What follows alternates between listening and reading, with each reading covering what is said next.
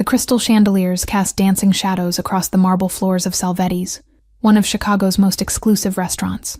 Lily Adams adjusted her black uniform for the third time that evening, her hands trembling slightly, not from nerves about serving the city's elite, but from the familiar weight of hiding who she really was. At 21, Lily had perfected the art of invisibility, moving through the restaurant like a ghost with a rehearsed smile. She'd been working at Salvetti's for 6 months now, grateful for a job that paid enough to cover her tuition at the local college, where she studied linguistics and international relations. "Table 9 needs their wine refilled," called Heather, the head waitress, barely glancing up from her reservation book. "And try not to spill anything on Mr. Corsetti tonight. He's already complained twice about the temperature in here." Lily nodded, gathering the bottle of Barolo that cost more than she made in a week. Dante Corsetti. Even his name sounded dangerous. She'd been serving his table for 2 months now, and he'd never once looked at her as anything more than a piece of the restaurant's decor. The dining room hummed with the quiet conversations of people who never worried about rent, about medical bills, about whether they'd have enough left over for groceries after paying for textbooks. Lily knew that other world intimately. It was the world she'd escaped from when she'd left her small hometown. "Excuse me, miss." The voice was sharp, commanding, with just a hint of impatience that made Lily's spine straighten automatically. She turned to find Dante Corsetti standing closer than she'd expected, his dark eyes fixed on her with an intensity that made her stomach flutter inappropriately. He was tall. She had to tilt her head back to meet his gaze, with jet black hair that looked like it had been styled by someone who charged more per hour than Lily made in a day. His suit was immaculate, definitely Italian, unmistakably expensive, and on anyone else might have seemed ostentatious. "Your wine, sir," Lily said softly, lifting the bottle slightly. She tried to ignore how the overhead lights caught the strong line of his jaw, the hint of stubble that suggested he'd been too busy for a proper shave. "Not for me." Dante gestured toward the elegant woman sitting at the table behind him. "My mother. She's been trying to get your attention for the past few minutes." Lily's gaze shifted to the woman, and her heart clenched. Mrs. Corsetti was probably in her early 60s with silver hair pulled back in a classic chignon and kind eyes that seemed to hold a universe of stories. She was making subtle hand gestures, her face lit with a hopeful smile. Without thinking, Lily set the wine bottle on the nearest table and approached Mrs. Corsetti. "Good evening," she signed, her hands moving with practiced grace. "How may I help you?" The woman's face transformed with delight, her hands dancing as she responded. "Oh, how wonderful. I was hoping to compliment the chef on the risotto. It reminds me of what my grandmother used to make in Naples years ago. I'll make sure he receives your kind words," Lily signed back, genuinely smiling for the first time all evening. "Would you like me to ask him about the preparation? I believe he uses a special saffron blend from Sicily." Behind her, Lily was vaguely aware that the entire restaurant had grown quieter, but she was focused on Mrs. Corsetti's animated response about her childhood in Naples and how few people took the time to really communicate with her. "You're very kind," the older woman signed. "Most people just smile and nod when they realize I'm deaf. Your signing is beautiful. Where did you learn?" "I grew up with a deaf cousin," Lily replied automatically, then froze as she realized what she'd just revealed. She'd been so careful to keep her past hidden, to build a new identity far from her family connections in Boston. "A deaf cousin?" Dante's voice cut through the moment like a blade. He was staring at her with an expression she couldn't quite read. "You're full of surprises, aren't you?" Lily felt the familiar panic rising in her chest. She'd been so careful for so long, and now one moment of genuine human connection had cracked her carefully constructed facade. It was just something I picked up as a child, sir. Nothing important." "Nothing important?" Dante stepped closer, his voice dropping to a tone that somehow felt more dangerous than when he'd been demanding. "You speak sign language fluently. What else are you hiding, Lily Adams?" The question hung in the air between them like a challenge. Lily could feel the eyes of other diners on them, could sense Heather hovering nervously nearby, probably calculating how much trouble Lily was about to cause. "I should get back to work," Lily said quietly, reaching for the wine bottle. Her hand was trembling visibly now, and she silently cursed her inability to maintain composure. "Wait." Dante caught her wrist, not roughly, but firmly enough to stop her movement. The contact sent an unexpected jolt through her system, and she saw something flicker in his eyes that suggested he'd felt it too. "I'm sorry," he said, his voice gentler now. "That was unnecessarily harsh. My mother doesn't connect with many people. Your kindness means more than you know." Lily's first instinct was to pull away, But something in Dante's expression stopped her, a flicker of vulnerability beneath the power and confidence. "Your mother is lovely," she said softly, meeting his gaze. "She was telling me about her childhood in Naples." 3 days later, Lily found herself unable to stop thinking about the interaction with the Corsettis. She'd expected to be fired for drawing attention to herself, but instead, Heather had handed her an envelope containing a generous tip and a handwritten note. "Thank you for seeing my mother. DC." The Tuesday evening crowd at Salvetti's was thinner than usual, allowing Lily to catch her breath between tables. She was refilling water glasses when she felt it, that unmistakable sensation of being watched, raising goosebumps along her spine. Dante sat alone at his usual table, his dark eyes tracking her movements across the restaurant. Unlike his usual dining companions, serious men in expensive suits who spoke in hushed tones, tonight he was alone, almost as if he was waiting for something, or someone. "Mr. Corsetti would like to speak with you when you have a moment," the restaurant manager whispered as he passed Lily, his tone making it clear this was not a request. "And Lily, be careful. That family isn't known for their forgiving nature." With trembling hands, Lily approached the table, notepad clutched like a shield. "Good evening, Mr. Corsetti. How may I help you?" She was proud of how steady her voice remained despite the hammering of her heart. "Sit down, Lily," Dante said, gesturing to the empty chair across from him. His tone was polite, but left no room for refusal. "I think we need to have a conversation about who you really are." The restaurant seemed to fade away as Lily sank into the chair, her carefully constructed world beginning to crack. "I don't know what you mean," she managed, though the lie felt hollow even to her own ears. "Your accent slips sometimes," Dante said, swirling the red wine in his glass. "Boston, I think. And you flinch when certain names are mentioned. Names like O'Malley or Flanagan. Irish families with connections to my competitors." Fear coursed through Lily's veins, icy and paralyzing. How had he noticed these things? She'd been so careful, changing her hair color, her name, even the way she walked and dressed. "I'm just a waitress trying to get through college. A waitress who speaks fluent Italian sign language, a rare dialect even among interpreters." Dante leaned forward, his voice dropping to an intimate murmur. "A waitress who tenses every time my associate Bianchi walks through the door, as if you recognize him, as if you're afraid of him." "You've been watching me," Lily accused, finding an unexpected courage in her fear. The realization should have terrified her more, but instead she felt a strange relief, the exhaustion of maintaining her facade giving way to something almost like surrender. "I watch everyone," Dante replied with a slight shrug that did nothing to diminish his intensity. "It's how I've stayed alive this long. But you, Lily Adams, or should I call you by your real name? You're different." A chill ran through her body as she realized the depth of her miscalculation.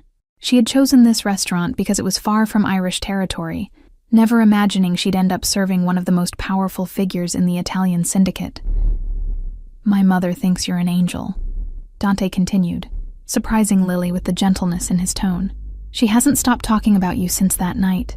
She says you have kind eyes despite the fear you carry." Lily's fingers twisted nervously in her lap, the weight of her secrets suddenly unbearable. "Your mother is perceptive, but she doesn't know who I am, who my family is. If she did, she wouldn't be so welcoming. She knows more than you think," Dante said cryptically, his dark eyes studying her with uncomfortable intensity. "The question is, what are you doing here, serving tables at a restaurant frequented by your family's sworn enemies?" Outside the restaurant window, rain began to fall, streaking the glass and blurring the city lights into watercolor smudges. It matched Lily's blurring reality, the clear lines between safety and danger washing away with every word exchanged. "I'm not what you think," she whispered, her voice barely audible above the restaurant's ambient noise. "I left that life. I'm not part of my family's business. I never was." Dante's laugh was surprisingly gentle, almost sad. "No one ever truly leaves, Lily. Especially not O'Malley. Especially not the daughter of Patrick O'Malley, whose hatred for my family spans generations." Lily felt the blood drain from her face. He knew. Of course he knew. "My father disowned me 2 years ago when I refused to marry into the Sullivan family to cement their alliance. As far as he's concerned, I no longer exist." Recognition flickered in Dante's eyes, followed by something that might have been respect. "So you chose exile over being a pawn in their game. Brave. Foolish, but brave." "Not brave enough," Lily countered, thinking of the night she'd fled, taking nothing but a backpack, and the guilt of abandoning her younger siblings. I should have done more to protect my brothers and sisters before I left. A muscle twitched in Dante's jaw, the only indication that her words had affected him. Your youngest brother, Tommy. He's safe. My people have been keeping an eye on him at college in Vermont. Lily's head snapped up, shock and confusion warring on her face. You've been watching Tommy? Why would you? Her question died as understanding dawned, cold and terrifying. You've been using him to find me. Initially, yes, Dante admitted without apology. But something changed 3 months ago. Your father's right-hand man, Sean Flanagan, made a move against the boy. We intervened. The restaurant suddenly felt too small, the air too thin. Lily struggled to process what Dante was telling her, the implications sending her mind spinning in dangerous directions. Sean wouldn't. He's been loyal to my father for decades. Loyalty changes when power shifts, Dante said, his eyes never leaving her face. There's been talk that your father is losing his grip, that Flanagan has been making deals with the Russians behind his back. Outside, a black SUV pulled up to the curb, its windows tinted against prying eyes. Dante glanced at it briefly before returning his attention to Lily. Your family is imploding, and the fallout is going to be catastrophic for everyone involved. Lily felt sick, her carefully constructed new life crumbling around her. Why are you telling me this? What do you want from me, Dante?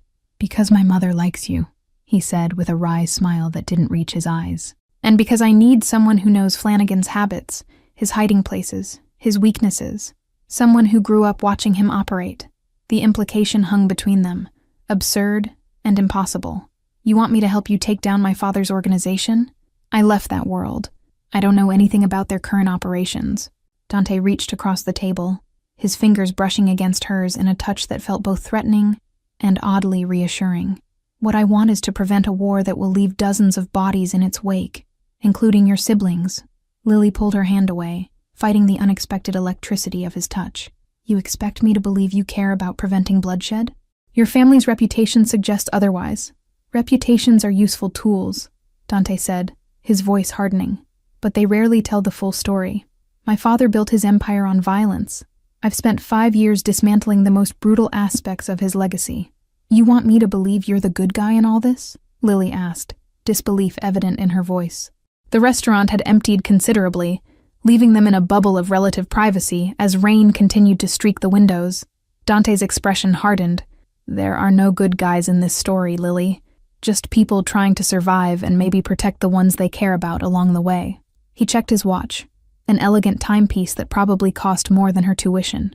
We don't have much time. Flanagan's men have been watching this restaurant for the past 20 minutes. That black sedan across the street. He spoke without turning to look, his posture relaxed despite the danger he described. Lily's blood turned to ice as she discreetly glanced toward the window. The sedan was positioned perfectly to monitor the restaurant's entrance, its occupants hidden behind tinted windows. How did they find me? A waitress approached their table with nervous energy, placing a dessert menu between them as cover. There's a man at the bar asking questions about you, she whispered to Lily. Showed your picture to the bartender. Irish accent, scar above his right eye. Declan, Lily breathed, recognizing the description of her father's most ruthless enforcer. The man who'd broken her cousin's legs for skimming from collection money, who handled problems that needed to disappear permanently. Dante's expression remained unchanged, but Lily noticed the subtle shift in his posture, coiled tension ready to spring. There's a service corridor through the kitchen that connects to the building next door. The staff use it for smoke breaks. Lily's academic life flashed before her eyes. The linguistic scholarship she'd worked so hard for. The apartment she shared with a roommate who knew nothing of her past. The normal existence she'd carved out through sheer determination and anonymity. The same way I did, following the thread of your unusual talents. Dante's voice was matter-of-fact. How many people can speak that specific dialect of Italian sign language? Your kindness to my mother painted a target on your back. He slid a cell phone across the table, sleek and obviously untraceable. Take this. My driver will meet you at the back entrance in 5 minutes. He'll take you somewhere safe while we figure this out. Panic flared in Lily's chest. My roommate, my classes, I can't just disappear. People will notice. She thought of her carefully constructed life, her upcoming linguistics exam, the half-finished paper on her laptop. Your roommate will be told you had a family emergency. Your professors will receive emails asking for extensions. Dante's efficiency was both reassuring and terrifying. But if you walk out the front door, Flanagan's men will make you disappear permanently. Lily stared at the phone. the reality of her situation crashing down around her. This wasn't a negotiation. It was her only chance at survival. Why would you risk helping me? I'm nothing to you. Worse, I'm an O'Malley. Because I've spent 2 months watching you study until dawn, donate half your tips to a homeless shelter, and treat my mother with more dignity than most of my associates.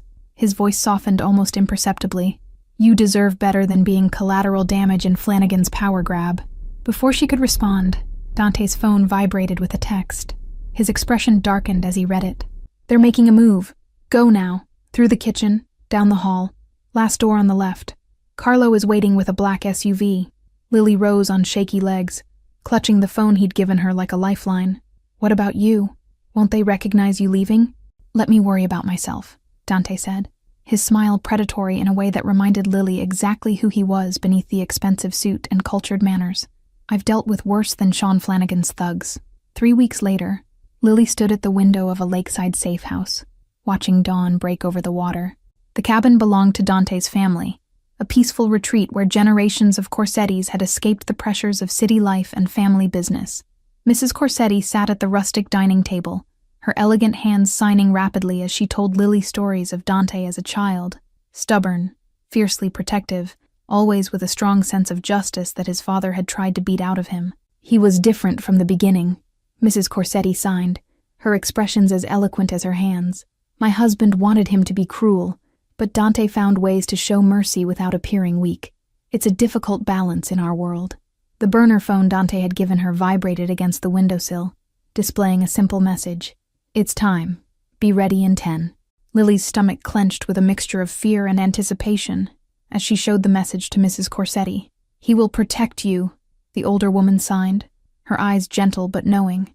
My son sees in you what I see, a kindred spirit trying to escape a legacy you never chose. The sound of tires on gravel announced Dante's arrival. He entered alone, his normally immaculate appearance disheveled, a cut above his eyebrow, bruised knuckles, but his eyes were alive with grim satisfaction.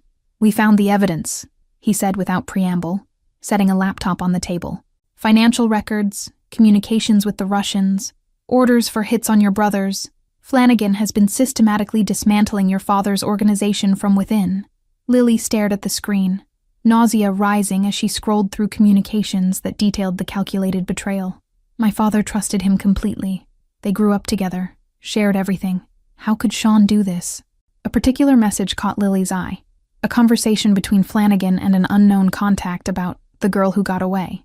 Her throat tightened as she realized they were discussing her, planning to use her as leverage against her father if he discovered their betrayal.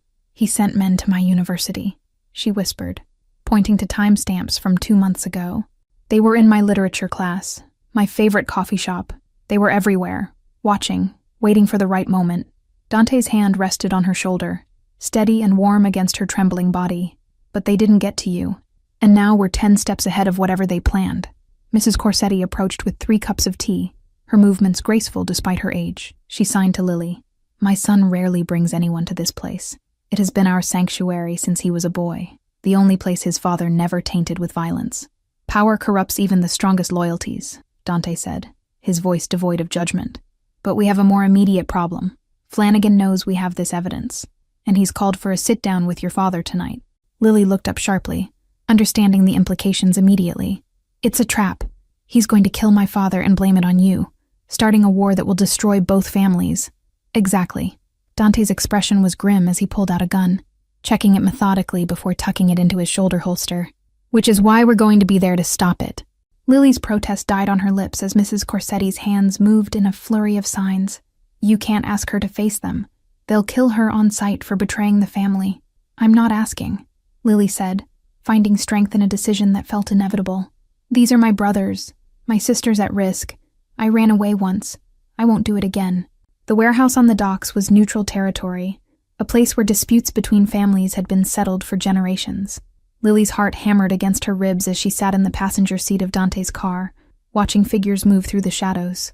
Your father arrived 10 minutes ago with minimal security, Dante said, checking his phone for updates from his men positioned around the perimeter. Flanagan is inside with 6 men, more than necessary for a peaceful meeting. Lily nodded, her mouth dry with fear as she checked her own weapon, a small pistol that felt foreign in her hand despite the lessons of her youth. I need to speak to my father alone first. If I can convince him of Flanagan's betrayal, we might avoid bloodshed. The plan was simple but dangerous.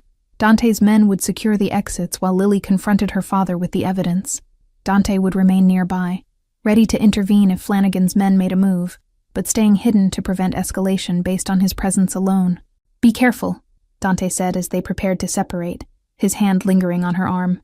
Your father may not believe you, even with proof. Years of loyalty are hard to override, even with evidence. I know. Lily's voice was steady despite her fear, but he deserves the chance to know the truth, to make his own choice, just like I did when I left. The warehouse interior was dimly lit, smelling of fish and salt water. Lily slipped through a side entrance, the flash drive with Flanagan's treachery clutched in her palm like a talisman, as she moved silently toward the office where the meeting would take place. Memories flooded back as Lily navigated the familiar territory. Summers spent learning the family business, her father's large hand guiding hers as he taught her to count shipments, identify quality goods, distinguish friend from foe by the subtlest signs. The weight of her gun pressed against her lower back, a cold reminder of the path she'd rejected, and the violence she now willingly embraced to protect what remained of her family.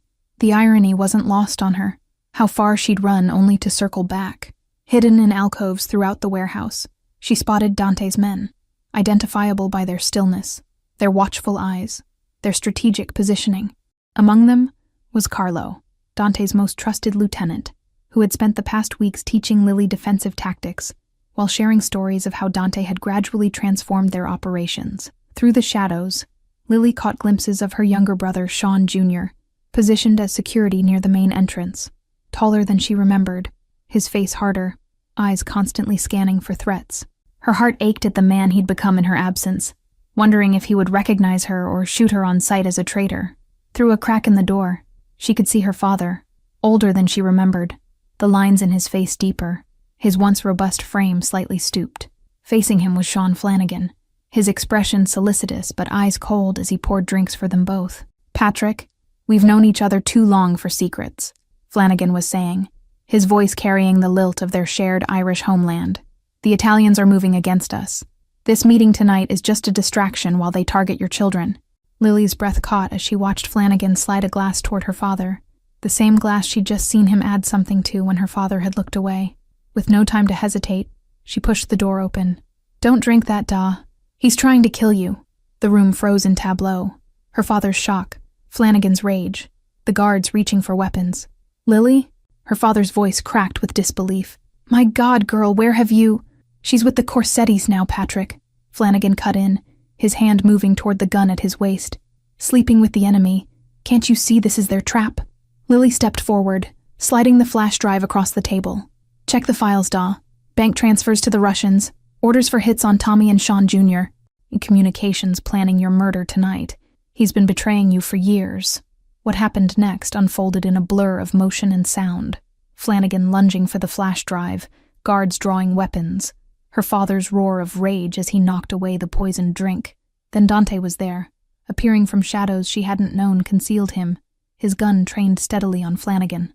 It's over, Sean, her father said, his voice deadly calm as he examined the evidence on a laptop one of his men provided. His eyes, when he raised them, contained a fury Lily remembered from childhood, cold, calculating, and promising retribution.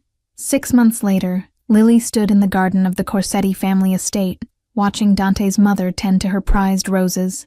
The aftermath of that night had redrawn the boundaries of Chicago's underworld, her father retiring to Ireland, passing leadership to her oldest brother, with strict instructions to maintain the new peace with the Corsettis. Flanagan had disappeared that night, officially. Unofficially, Lily knew that some betrayals could only be answered one way in their world. She had made her peace with that knowledge, understanding that sometimes survival required difficult choices. You're pensive today, Dante said, appearing beside her with 2 cups of coffee, his free hand finding hers with easy familiarity. The past months had transformed their unlikely alliance into something neither had expected, respect becoming trust, trust becoming affection, affection deepening into love. Just thinking about how different things might have been, Lily replied, watching Mrs. Corsetti, who was now teaching sign language to a group of Dante's associates, part of her campaign to make the organization more inclusive and community-focused. Dante followed her gaze, his expression softening. Different, but not better. Sometimes the most unexpected paths lead us exactly where we need to be. He pressed a kiss to her temple, his lips lingering against her skin. No regrets? No regrets, Lily confirmed, turning to face the man who had helped her find the courage to reclaim her voice and her family, even as she built something new from the ashes of their shared violent histories. Together, they were writing a new chapter, one where old enemies became allies, where sign language could bridge worlds, and where a shy waitress and a reluctant mafia boss could find redemption in each other's arms. Thank you all for following this story. If you enjoyed it, please write in the comments where you're watching from. And don't forget to like, subscribe, and share this video, as your support is essential for me to continue creating content like this. I should have known the night would end badly when the man in the corner booth started speaking Arabic into his phone. Not because he was speaking Arabic. I'd grown up hearing it in my grandmother's kitchen, her voice soft and melodic as she taught me the language of her homeland. No, it was the way he spoke it. Sharp, commanding, each word a bullet fired across the restaurant's dim interior. I was 3 hours into my shift at Marcello's, an upscale Italian restaurant in downtown Chicago, where the wine cost more than my rent and the clientele wore watches that could fund a small country. My feet ached in my sensible flats, and I had exactly $47 in tips tucked into my apron. Not enough, never enough, but it would have to do. The man had arrived an hour ago with 4 others, all of them dressed in expensive suits that screamed money and danger in equal measure. They'd taken the private booth in the back, the one with velvet curtains that could be drawn for privacy, the one we saved for people who didn't want to be seen. My manager, Tony, had pulled me aside with nervous eyes. Table 12, be polite, be quick, don't linger. I'd served powerful men before, politicians, celebrities, the occasional minor crime boss who thought tipping well bought silence. But this man was different. He sat at the head of the table like a king surveying his kingdom, dark hair perfectly styled, jaw sharp enough to cut glass. Even from across the room, I could feel the weight of his presence, the way the air seemed to compress around him, making it harder to breathe. His eyes were the color of midnight, cold and assessing, missing nothing. I delivered their appetizers without incident, my Arabic grandmother's lessons echoing in my mind as I caught fragments of their conversation. Business talk. Territory. Someone named Victor who'd overstepped. Then the call came. His phone had buzzed, and the temperature in the booth dropped 10 degrees. He'd answered in Arabic, his voice low at first, then rising with barely contained fury. La, he snapped, his accent flawless, born from native tongue rather than textbook learning. Kot lek, al-shan tadhab ila al-mina al-janubi, laysa ash-shimali. No, I told you the shipment goes to the south dock, not the north. The other men at his table had gone completely still, like prey animals sensing a predator's rage. Hal anta ama? Hal turid and takun mubarak? Sa'aktulak binafsi? Are you stupid? Do you want to be blessed? I'll kill you myself. My tray trembled slightly in my hands as I approached to clear their plates. I knew I should turn around, come back later, but Tony was watching from the bar, making hurry-up gestures. The man's voice rose another octave, sharp enough to cut. Ana la ataj adarak. Ataj ataba'ak li awamiri. I don't need your excuses. I need you to follow my orders. He slammed his fist on the table, making the wine glasses jump. His men flinched, but stayed silent. And then he said something that made my blood run cold. Ida fashalta mara ukra, sa'ursaluk ila ilatak fichita, fahimta? If you fail again, I'll send you back to your family in pieces. Understood? The phone clattered onto the table. He ran a hand through his dark hair, jaw clenched so tight I could see the muscle jumping beneath his skin. That's when I made my mistake. I'd cleared 3 plates in silence, but when I reached for his untouched wine glass, my hand trembled. The glass tipped, spilling Chianti across the white tablecloth in a crimson bloom. Time seemed to slow. His head snapped toward me, those midnight eyes locking onto mine with the force of a physical blow. The fury that had been directed at the phone now focused entirely on me, and I felt my breath catch in my throat. Mutahamika, he snarled. You're idiot. The insult hung in the air between us, sharp and cutting. My grandmother's voice whispered in my memory. Never let a man think you're weak, Habibti. Especially, not a powerful one. Something in me, something stupid and defiant and fed up with being invisible, snapped. I straightened my spine, met his gaze directly, and answered in perfect, fluent Arabic. Ana lastu mutahamika, I said, my voice steady despite my racing heart. Wa anta, lasta malik, litata hadath mai bihada ash shakal. I am not your idiot, and you are not a king to speak to me that way. The entire table went silent. His eyes widened fractionally, the first crack in his cold composure. One of his men actually gasped. But I wasn't finished. The words poured out before I could stop them. My grandmother's lessons, and my own exhaustion combining into something reckless. Yadhak ala rijala daf minaka abra al hatif. I continued, tilting my head slightly. Hadha la yajaluka kawiyan. Yajaluka jaban. You yell at weaker men over the phone? That doesn't make you strong. It makes you a coward. The word jaban, coward, seemed to echo in the suddenly silent restaurant. For 3 heartbeats, nobody moved. Nobody breathed. Then he stood. He was taller than I'd realized, well over 6 feet, and the way he moved reminded me of a panther, all coiled muscle and predatory grace. He stepped around the table slowly, deliberately, until he stood directly in front of me, close enough that I could smell his cologne, cedar, and smoke, and something darker, more dangerous. Close enough that I had to tilt my head back to maintain eye contact. Ma ismuki? He asked softly, his voice like velvet over steel. What is your name? Every instinct screamed at me to run, but I was frozen in place, trapped in his gaze like a moth pinned to a board. Layla, I whispered, and hated how breathless I sounded. Layla, he repeated, tasting my name on his tongue.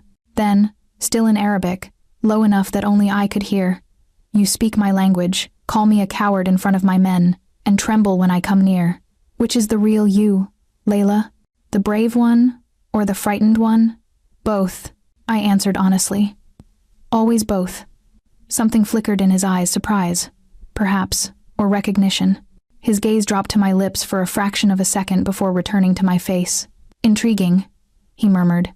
Then, louder, in English with only the faintest accent, bring me another glass. And don't spill it.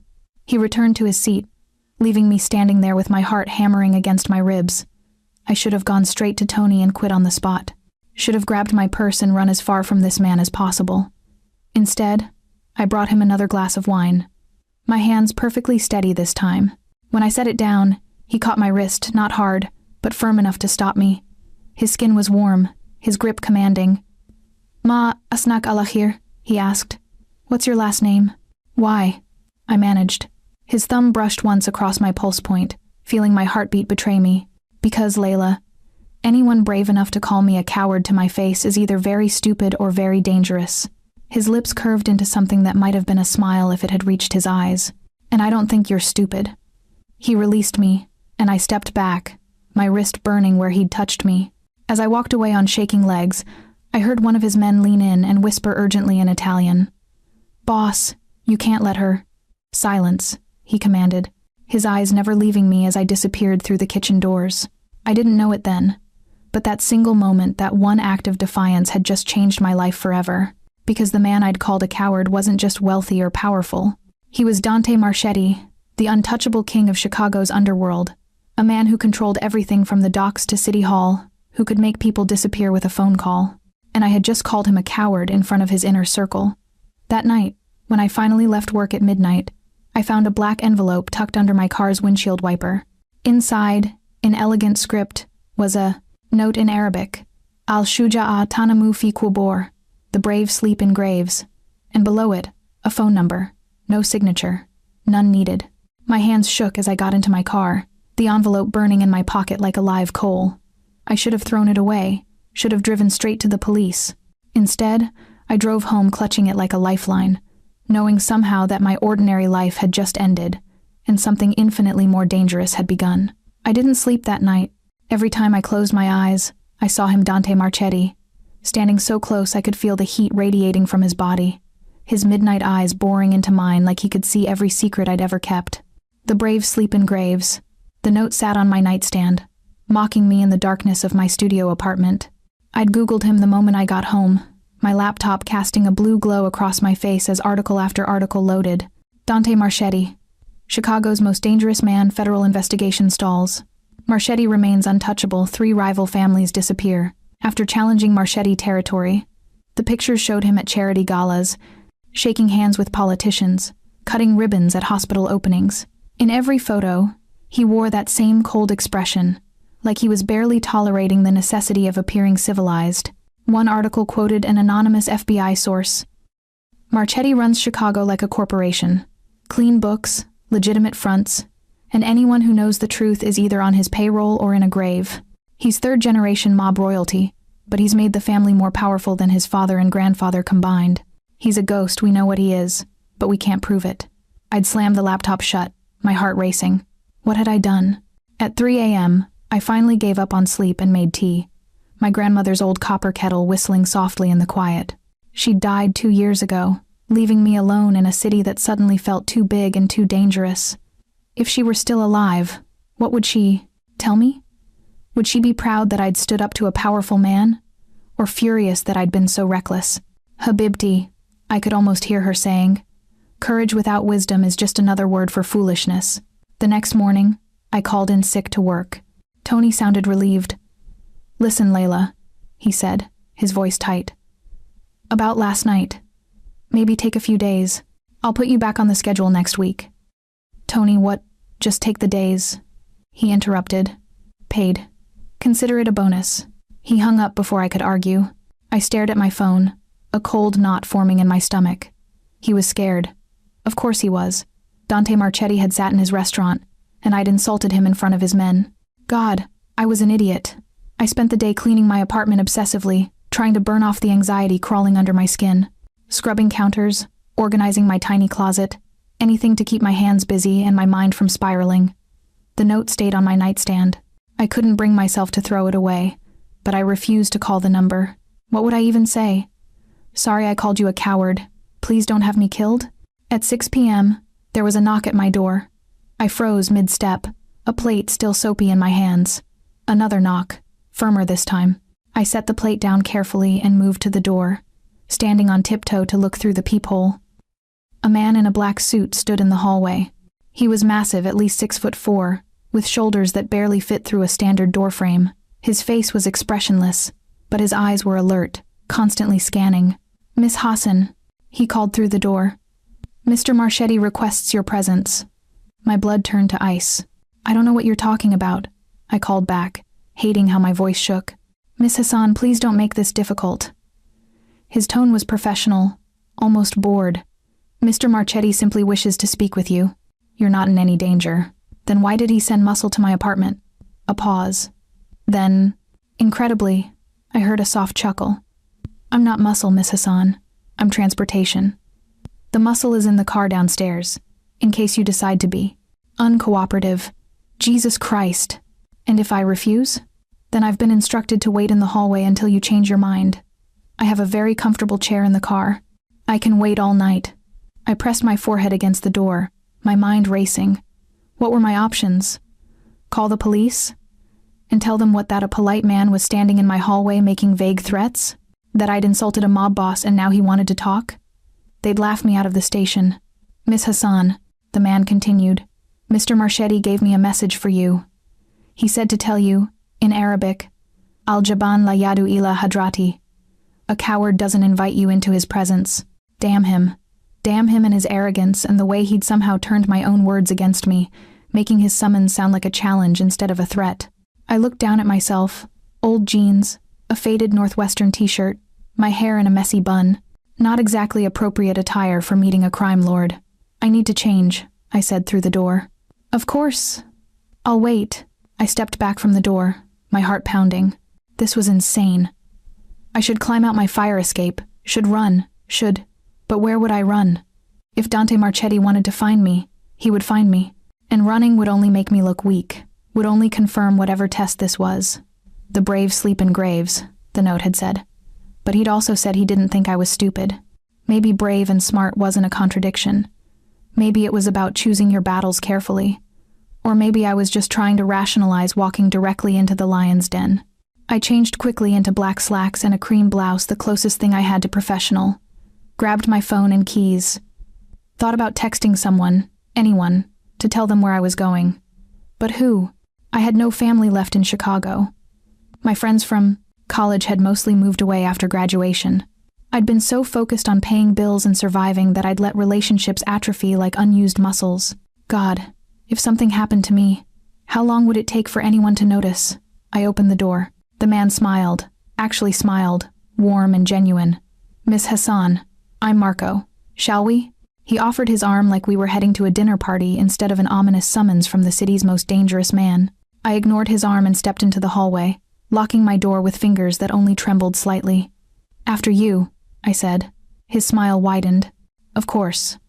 The black SUV parked outside my building looked like something the Secret Service would drive, windows tinted so dark they were nearly opaque, chrome gleaming under the streetlights. A second man in an identical suit stood by the rear door. Marco opened it for me. It's about a 30-minute drive. Where are we going? Mr. Marchetti's estate, North Shore. Of course. The mob boss had an estate. I climbed into the SUV, the leather seats soft as butter beneath me. Marco slid in beside me while the other man took the driver's seat. A third man I hadn't noticed sat in the passenger seat, and he turned to look at me with cool assessment. We were moving before I could second-guess my decision. The city slid past the windows, my city, the place I'd lived my whole life, suddenly feeling foreign and dangerous. We left downtown, heading north along Lakeshore Drive, the dark water of Lake Michigan stretching endlessly to our right. Miss Hassan, Marco said conversationally. Mr. Marchetti asked me to assure you that this is merely a conversation. You'll be returned home safely afterward. Merely a conversation that required 3 men and an armored vehicle. Marco's lips twitched. Mr. Marchetti is a cautious man. He has many enemies, and he thinks I'm one of them. On the contrary, Marco's expression grew more serious. He thinks you're interesting. That's far more dangerous. A chill ran down my spine. What does that mean? It means, Miss Hassan, that in the 10 years I've worked for Mr. Marchetti, I've never seen him show interest in anyone the way he's shown interest in you. He met my eyes directly. I don't know if that should make you feel fortunate or terrified. Both, I whispered. Always both. Marco's eyebrows rose. You told him the same thing last night, didn't you? At the restaurant. I nodded mutely. Interesting, he murmured, echoing his boss's word from the night before. Then he turned to look out the window, effectively ending the conversation. We drove in silence through increasingly affluent neighborhoods, the houses growing larger, the lawns more expansive. Finally, we turned onto a private road lined with ancient oak trees, their branches forming a tunnel overhead. The estate revealed itself gradually, first a high stone wall, then massive iron gates that swung open at our approach, then a long driveway that curved through manicured gardens. The house at the end was less a house and more a mansion, 3 stories of stone and glass, lit from within like a jewel box. It looked like something out of a movie, beautiful and imposing in equal measure. We pulled up to the front entrance, where wide stone steps led to ornate double doors. Marco opened my door. This way, please. My legs felt unsteady as I climbed out, my eyes taking in the sheer scale of the place. How much money did it take to own something like this? How much power? The doors opened before we reached them, held by a gray-haired man in a butler's uniform who looked like he'd stepped out of a British period drama. Miss Hassan, he said with a slight bow. Mr. Marchetti is waiting in his study. Please, follow me. The interior was even more stunning than the exterior: marble floors, crystal chandeliers, artwork that looked expensive enough to be museum pieces. Every detail spoke of wealth accumulated over generations, of power so entrenched it felt permanent. We climbed a sweeping staircase to the 2nd floor, walked down a hallway lined with portraits of stern-faced men who all shared Dante's sharp features, and finally stopped before a heavy wooden door. The butler knocked once, softly. Idkul, enter. The voice sent electricity down my spine. The butler opened the door and gestured for me to enter. I stepped inside, and the door clicked shut behind me with terrible finality. The study was beautiful in a way that felt almost dangerous: floor-to-ceiling bookshelves, lined with leather-bound volumes, a marble fireplace where flames danced and crackled, Persian rugs that probably cost more than my car. Floor-to-ceiling windows looked out over the dark grounds, Lake Michigan a vast emptiness beyond. Dante Marchetti stood by those windows, a glass of amber liquid in one hand, his back to me. He'd changed from his suit into more casual clothes, dark slacks, and a white dress shirt with the sleeves rolled to his elbows, revealing forearms corded with muscle. His hair was slightly disheveled, like he'd been running his hands through it. Somehow, this version of him felt even more dangerous than the cold kingpin from the restaurant. Sit, he said, without turning around. I remained standing. Why am I here? He turned then, and the firelight played across his features, making him look almost otherworldly. Those midnight eyes found mine, and I felt that same electric current from last night, the sense that I was being seen in a way I'd never been seen before. You didn't call, he said simply. You sent a death threat. Most people don't respond to those with phone calls. His lips curved slightly. It wasn't a death threat. It was a truth. The brave sleep in graves? I crossed my arms. That sounds pretty threatening. Does it? He moved toward me with that same predatory grace, each step measured and deliberate. I meant it as a compliment. You were brave. Foolishly so. I wanted you to understand the consequences of bravery in my world. He stopped a few feet away, close enough that I could see the faint shadows under his eyes, the slight tension in his jaw. He looked tired, I realized. Tired and somehow more human than the ice-cold figure from the restaurant. So you had your men drag me to your mansion to what, teach me a lesson about mortality? My men didn't drag you anywhere. You came willingly. Damn him for being right. Why am I here, Dante? I used his first name deliberately, watching his eyes flicker with something that might have been surprise or approval. He gestured to one of the leather chairs near the fireplace. Sit with me, please. The please surprised me enough that I complied, sinking into the chair. He took the one opposite, close enough that our knees almost touched, and for a long moment he simply looked at me. You speak perfect Arabic, he finally said. Where did you learn? My grandmother. She was from Lebanon. She raised me after my parents died. How old were you? 6. He nodded slowly. I was 8 when my mother died. My father raised me in this house, taught me the family business. His gaze drifted to the fire. Sometimes I think the young orphans are the most dangerous people in the world. We have nothing left to lose. The unexpected vulnerability in his voice made my breath catch. This wasn't the cold kingpin. This was someone else, someone real beneath the armor. I'm sorry, I said softly. About your mother. And I'm sorry about your grandmother. When did she pass? 2 years ago. Do you have other family? I shook my head. Not in Chicago. Some distant cousins back in Lebanon. But we've never met. So, you're alone in this city. It wasn't a question, but I answered anyway. Yes. Something shifted in his expression, a crack in that cold facade, revealing something almost tender beneath. I know what that feels like. To be surrounded by people and still feel utterly alone. He leaned forward, elbows on his knees, the firelight casting shadows across his face. Do you know why I had you brought here tonight, Layla? My name on his lips sent an unwelcome shiver through me. To punish me for insulting you? No. He reached out slowly, giving me time to pull away, and caught a strand of my hair that had escaped my bun. He rubbed it between his fingers, his touch impossibly gentle. I brought you here because in 10 years of ruling this city, no one has ever looked me in the eye and called me a coward. Maybe they should have. He smiled, then a real smile that transformed his entire face, making him look younger, almost boyish. Maybe they should have, he agreed. Do you know what my life is like, Layla? Everyone around me wants something. Loyalty bought with money or fear. Respect given because they have no choice. Enemies pretending to be friends. Friends who would become enemies if the price was right. He released my hair, his hand dropping to rest on the arm of his chair, close enough that I could feel the heat of his skin. And then you, a waitress I've never met, stand there, shaking with fear but refusing to back down, and tell me the truth in a language you think I'll understand, not because you want something from me, not because you're trying to manipulate me, but because I was being an asshole and you were brave enough to say it. His eyes locked onto mine with an intensity that made my pulse race. Do you have any idea how rare that is? How intoxicating? I could have gotten myself killed, I whispered. Yes. His hand moved to cover mine on the armrest, warm and solid. That's what made it brave. And that's why you're dangerous, Layla Hassan. Because I don't know what to do with someone like you. His thumb traced circles on the back of my hand. Such a small gesture, but it felt like a brand. I should let you go, he continued, his voice dropping lower. Send you home and forget last night ever happened. That would be the smart thing, the safe thing.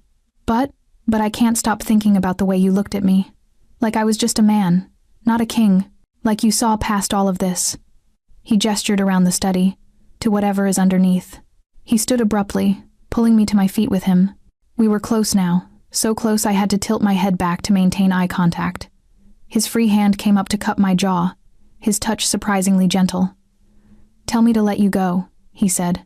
"Tell me you want nothing to do with me or my world. I'll have Marco drive you home, and you'll never see me again." My heart hammered against my ribs. This was my chance. My opportunity to walk away from whatever darkness he represented. To return to my small, safe life. But when I opened my mouth, different words came out. "What if I don't want to go?" His eyes darkened, pupils dilating. "Then you're more foolish than I thought." "Or braver," I countered, echoing his own words. "Brave people sleep in graves, Layla." "Then I guess I'm not tired yet." For a heartbeat, neither of us moved. Then he leaned down, slowly, giving me every chance to pull away. His lips hovered just above mine, so close I could feel his breath. "Last chance," he whispered. "Walk away now, before this becomes something neither of us can take back." But I'd never been good at taking the safe path. My grandmother had always said I had too much of my father's stubborn streak, my mother's reckless heart. I closed the distance between us. The kiss started gentle, tentative, almost questioning. His lips were softer than I'd expected, moving against mine with a restraint that felt like a tightly leashed storm. His hand slid from my jaw into my hair, angling my head to deepen the kiss. Then something broke loose. He pulled me against him, his other arm wrapping around my waist, and the kiss turned fierce, consuming. I gasped against his mouth, and he took advantage, his tongue sliding against mine in a rhythm that made my knees weaken. This wasn't just a kiss. It was a claiming, a promise, a warning. My hands found his chest, feeling his heart racing beneath my palms. He was solid muscle and barely restrained power, and I should have been terrified. Instead, I felt alive for the first time in years. He broke the kiss, but didn't release me, his forehead resting against mine as we both struggled to catch our breath. "Layla," he said, my name rough with desire, "you need to understand what you're getting into. My world, it's not safe. It's not kind. People around me die. People I care about become targets." "Then maybe you should let me go," I said, but made no move to pull away. "I should." His arms tightened around me. "But I won't. God help us both, I won't." His phone buzzed in his pocket, shattering the moment. He swore softly in Italian, then Arabic, and finally released me to check it. His expression went cold in an instant, all traces of vulnerability vanishing behind that icy mask. "What is it?" I asked. He looked up at me, and I saw something in his eyes that made my blood run cold. Not anger, fear. "Your apartment building," he said quietly. "It's on fire." The drive back to the city felt like traveling through a nightmare. I sat rigid in the SUV's back seat, Dante beside me, his hand covering mine in a grip that was probably meant to be comforting but felt more like a restraint. Like he was afraid I might do something reckless. He'd barely spoken since getting the call, just made a series of rapid-fire phone calls in Italian and Arabic, his voice sharp with command. Marco drove faster than he had before, weaving through late-night traffic with the kind of precision that came from practice. "It could be a coincidence," I heard myself say, my voice sounding distant to my own ears. Dante's jaw clenched. "It's not. You don't know that." He turned to look at me, and the raw fury in his eyes made me flinch. "Someone knew you were at my estate tonight. Someone knew you were important enough to me that hurting you would send a message." "Important?" The word came out strangled. "I met you yesterday, and yet here you are." His thumb traced circles on my palm, an unconscious gesture, I thought, like he needed the physical contact to ground himself. In my car, having been in my home, having kissed me in my study, the memory of that kiss felt like it belonged to a different lifetime. A before time, when the most dangerous thing in my world was insulting a mob boss. "Not my things," I whispered. "My grandmother's things. Her kettle, her photos, we'll replace them." "You can't replace memories." He went silent, his expression softening slightly. "No, I can't. I'm sorry. Sorry." The word sounded foreign in his mouth, like he didn't use it often. Maybe he didn't. We turned onto my street, and I saw the glow before I saw the flames, an orange-red light against the night sky that turned my stomach to ice. 3 fire trucks crowded the narrow street, hoses spraying water onto my building's upper floors. Smoke poured from windows, thick and black. Neighbors stood on the sidewalk in pajamas and hastily thrown on coats, watching their homes burn. The SUV barely stopped before I was out of it, running toward the building. "Layla!" Dante's voice cracked behind me, but I didn't stop. A firefighter caught me before I could get too close, his hands firm on my shoulders. Ma'am, you need to stay back. I live there. 4th floor, apartment, 4C. Ma'am, the 4th floor is fully engulfed. I'm sorry, but was anyone inside? Dante's voice cut through my panic. He'd appeared beside me, his presence making the firefighter straighten slightly. Any casualties? No, sir, thank God. Building was mostly empty Saturday night. Lots of folks out. We've accounted for everyone. I sagged against Dante's side, relief and loss warring in my chest. No one was dead, but everything I owned, every memory of my grandmother, every piece of my small life. Where did it start? Dante asked, his voice casual but his body tense as a coiled spring. Too early to say for sure, but looks like 4C. That's your apartment, ma'am? Ice flooded my veins. Yes, I whispered. The firefighter's expression turned sympathetic. I'm real sorry. Looks like it might have been electrical. But the fire marshal will investigate. You have somewhere to stay tonight? Dante's arm wrapped around my waist, possessive and protective. She does. The firefighter nodded and moved away, shouting orders to his crew.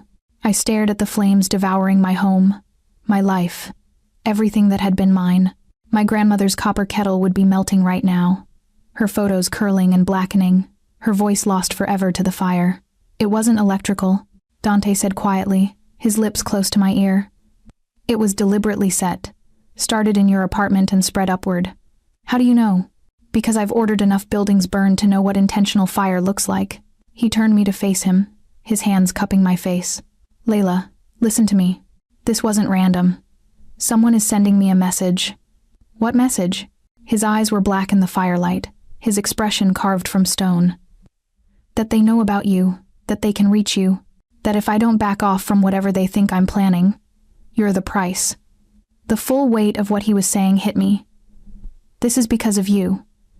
Because I was at your house. Because I kissed you and someone saw you leave in my car. His hands tightened slightly.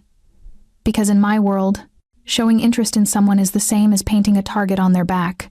Then let me go. The words came out automatically, but even as I said them, I knew they were meaningless. Whoever did this, tell them I don't matter to you. Tell them it was a mistake. He laughed, but there was no humor in it. It's too late for that. They saw Marco bring you to me. They saw how long you stayed. They know. Know what?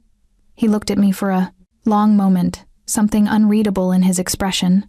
Then, so quietly I almost didn't hear it over the chaos around us. That you matter.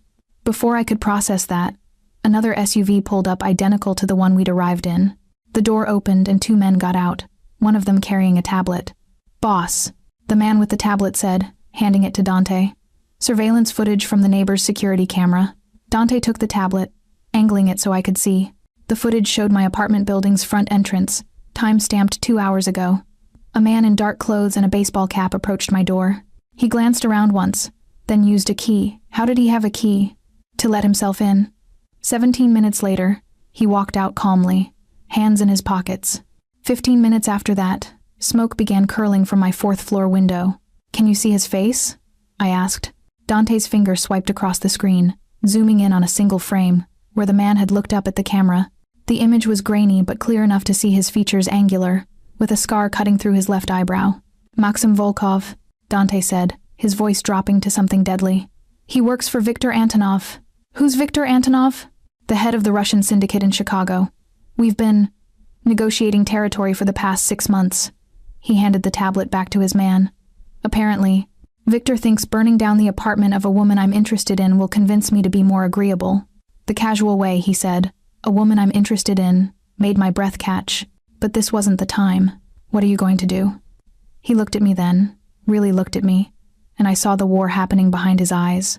The cold calculation of a kingpin versus something more human, more vulnerable. I'm going to keep you safe, he said finally. And then I'm going to make Victor regret this decision for the rest of his very short life. Dante, you're coming with me. Back to the estate. You'll stay there, under guard, until this is resolved. I can't just... Layla.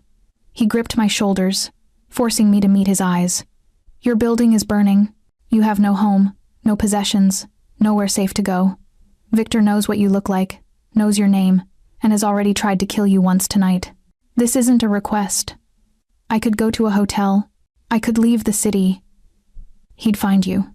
His hand slid down my arms, his touch impossibly gentle despite the steel in his voice. His reach extends to every hotel, every airport, every bus station.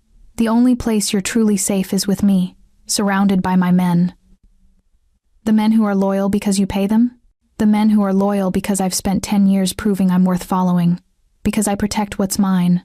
I'm not yours. His eyes blazed. Aren't you? You were in my study an hour ago, kissing me like you wanted to be consumed. You looked at me like I was human, not a monster. You made me feel something I haven't felt in years. He stepped closer, his voice dropping. Maybe you're not mine yet, but you will be. Because I'm not letting you go. I should have been terrified, should have slapped him and run and never looked back. Instead, I felt a dangerous thrill race through my veins. What if I say no? Then I'll have Marco carry you to the car and make sure you don't escape from the estate. He tilted his head slightly. But you won't say no, because you're smart enough to know that I'm the only thing standing between you and a Russian bullet. He was right, and I hated him for it. Fine, I said, but this is temporary. Just until you resolve things with Victor. His lips curved into something that might have been a smile if it wasn't so predatory. Of course, temporary. But the way he said it made it sound like a lie. As Marco opened the SUV door, I took one last look at my burning building. Somewhere in those flames were the last physical pieces of my grandmother, the last connections to my parents, the last evidence that I'd had a life before this moment. Now I had nothing except a mob boss's protection, and the growing certainty that I'd just stepped into a world I'd never escape. The estate felt different at night. Dante led me through hallways I hadn't seen on my first visit, Marco trailing behind us like a well-dressed shadow. We climbed to the 3rd floor, down a corridor lined with closed doors, until Dante stopped at the last one. "This is you," he said, pushing it open. The bedroom was larger than my entire apartment had been. A 4-poster bed dominated the space, dressed in navy silk. Floor-to-ceiling windows looked out over the dark grounds and the lake beyond. A fireplace already crackled with flames. Someone had prepared the room for me. "The closet has clothes," Dante continued, his tone businesslike, like he was giving a hotel tour instead of imprisoning me in his mansion. "My sister's things, from when she used to visit. You're about the same size. Bathroom is through there. If you need anything, there's a phone by the bed. Dial 0 for the house staff." I stepped into the room, my arms wrapped around myself. The reality of the situation was starting to sink in. I was staying in a mob boss's house, in his dead sister's clothes, because someone had tried to kill me. "Your sister?" I asked, latching onto the one detail that felt human. His expression shuddered. "She died. 5 years ago. I'm sorry. Don't be. She was brilliant and reckless and too good for this world." He looked around the room, something vulnerable flickering across his features. "She was the only person who ever told me the truth, who saw past all the power and money and blood to whatever was underneath. Like you see me," his eyes said. "How did she?" I started, then stopped. "I'm sorry. That's not my business." "Cancer," he said flatly. "Leukemia. I controlled half the city, had politicians and judges in my pocket, and I couldn't save my baby sister from her own traitorous cells." He laughed bitterly. "Turns out power has limits after all." I moved toward him without thinking, my hand finding his. "Dante." He looked down at our joined hands, his thumb brushing across my knuckles. "She would have liked you, I think. She always said I needed someone who wasn't afraid to call me on my shit." "She sounds wonderful." She was. He was quiet for a moment, then seemed to shake himself. "Get some rest. We'll figure out next steps in the morning." He turned to leave, but I didn't release his hand. "Stay," I heard myself say. He froze, his back to me. "Layla, I don't want to be alone tonight. Not after." My voice cracked. "Please." He turned slowly, and the raw need in his eyes matched something in my own chest. "If I stay, I'm not sleeping on the floor or in a chair, and I'm not sure I can be in that bed with you and keep my hands to myself." My heart raced, but I didn't let go of his hand. "Maybe I don't want you to. You've had a traumatic night. You're vulnerable. I won't take advantage of that. What if I want you to?" His jaw clenched. "Don't say things you don't mean." I stepped closer, close enough to feel the heat radiating from his body. "My building is gone. My things are gone. My grandmother's memory is burning to ash as we speak. The only thing I have left is this moment. Right now, with you." I looked up at him, letting him see everything I was feeling. "So no, I'm not thinking clearly. And yes, I'm vulnerable. But I'm also alive, and I want to feel something other than fear and loss. Layla. I rose onto my toes and kissed him. For a heartbeat, he remained rigid, unresponsive. Then, with a sound that was half groan, half surrender, he wrapped his arms around me and kissed me back. This kiss was different from the one in his study. That had been exploring, tentative. This was desperate, consuming. His hands fisted in my hair, angling my head to deepen the kiss as he walked me backward toward the bed. My legs hit the mattress and I fell back, pulling him with me. He caught himself on his forearms, his weight pressing me into the silk sheets. Last chance. He breathed against my lips. Tell me to stop. Don't you dare. Something in him snapped. He claimed my mouth again, his kiss turning fierce, possessive. His hand slid under my blouse, calloused fingers skating across my skin, and I arched into his touch. You're so soft, he murmured, trailing kisses down my jaw, my neck. So breakable. I'm not fragile. He pulled back enough to look at me, his pupils blown wide with desire. No, you're not. You're steel wrapped in silk. His hand cupped my face. You're magnificent. I pulled him down for another kiss, my fingers working at the buttons of his shirt. He helped me, shrugging it off and tossing it aside. In the firelight, his body was a masterpiece, defined muscles, olive skin, a few scars that spoke of a violent life. I traced one scar along his ribs. How did this happen? Knife fight. I was 19 and stupid. He caught my hand, kissing my palm. I don't want to talk about my scars right now. What do you want to talk about? His eyes darkened. I don't want to talk at all. He made good on that promise for the next hour. Afterward, we lay tangled in the silk sheets, my head on his chest, his fingers tracing idle patterns on my spine. The fire had burned down to embers, casting the room in shadows. I should go, he said, but made no move to leave. Stay. If I stay, my men will know. By morning, everyone in my organization will know you slept in my bed. And that's bad? He was quiet for a long moment. It makes you a bigger target. It tells everyone you matter to me. Do I?